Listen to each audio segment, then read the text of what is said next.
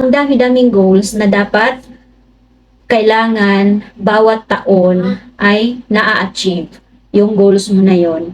Dahil kung magsabay-sabay, medyo mahihirapan ka.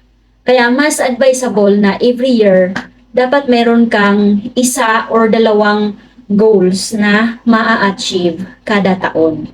So, kailangan talaga, hindi natin pwede na lang ipagpaliban na pwede sabihin later or next year, dahil paano na lang yung mga expenses natin? Hindi naman pwede, next year na ang expenses na yan, ay later na tayo kumain. Hindi naman pwedeng ganun, di ba? So, kailangan meron tayong time. Time na kailan magsimula at time kung kailan matatapos. So, yung pangalawa na rason ng mga tao na lack of financial planning. Not ready, not prepare. Nako, paano na yan?